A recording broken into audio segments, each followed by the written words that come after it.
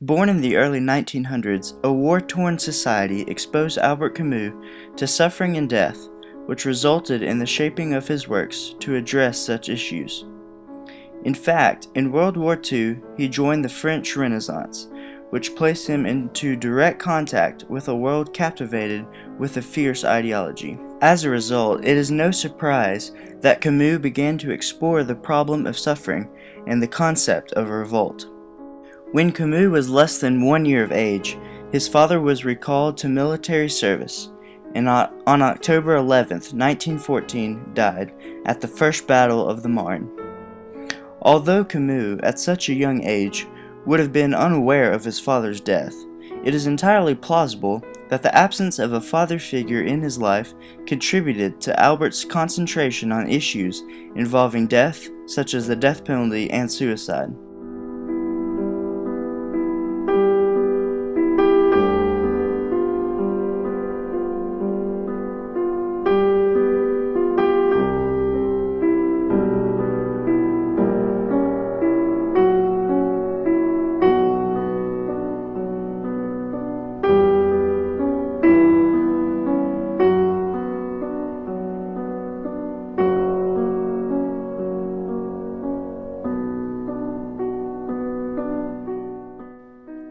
Camus viewed the death penalty as murder as opposed to vengeance. He is quoted as saying that capital punishment is the most premeditated of murders, to which no criminal's deeds, however calculated, can be compared. Likewise, suicide takes an important role throughout the works of Camus and is often described as the central subject in many of his novels. Perhaps the pain associated with the visual deception of death he endured during the war drove him to appreciate the worth of human life. Camus' choice of education proved to be another major contributing force to the ideology behind his works. As a boy, he was baptized into Catholicism, but was more of a sun worshipper and nature lover than a boy notable for his piety or religious faith. However, he attended the University of Algiers, where he studied the works of Schopenhauer and Nietzsche, undoubtedly the two writers who did the most to set him on his own path of defiant pessimism and atheism. As a result of these studies, Camus adopted an atheistic viewpoint. However, his exposure to Christianity as a boy and in college served to give him a well-rounded philosophical view on the current issues of his time. The absurd is a philosophical line of reasoning that states that there is no concrete meaning to existence, that society attempts to force a shallow and false meaning to existence, and that society would be better off if it stopped striving to look for meaning.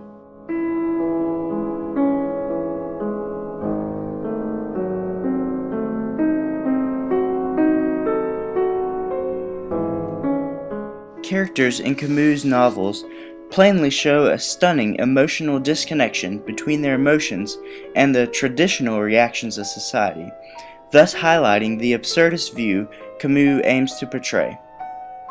The opening line of The Stranger states, "Maman died today."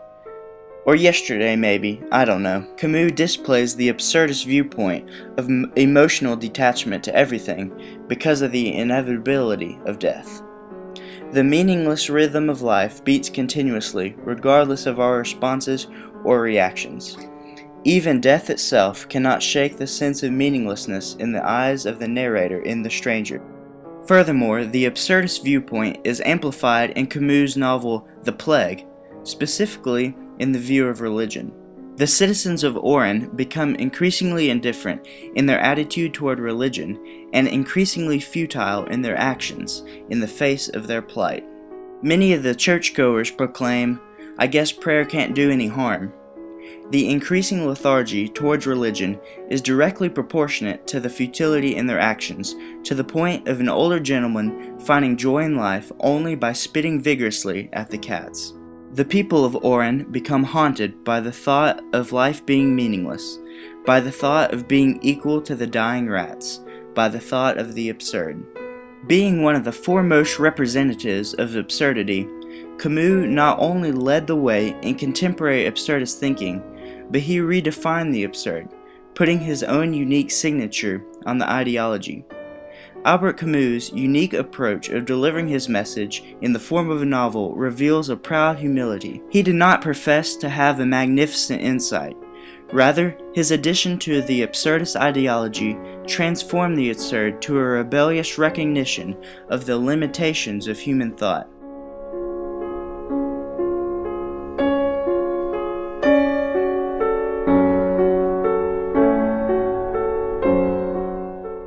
It is no secret, therefore, how his magnificent novels reveal to the reader the ever-changing, ever-increasing philosophy of the absurd.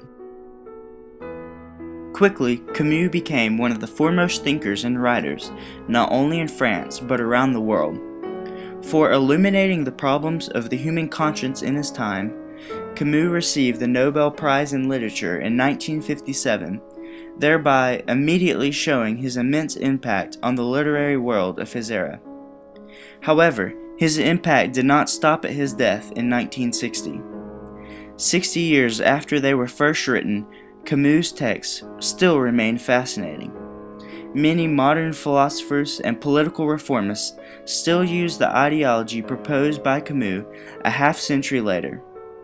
While uncovering the doctrine of Camus, it is shocking to find how current Camus' fears, exhortations, and aspirations still are. Why is Albert Camus still read and well respected? Why do people contemplate his beliefs over 50 years later? Is it because of his vast intelligence that his ideals simply cannot be ignored?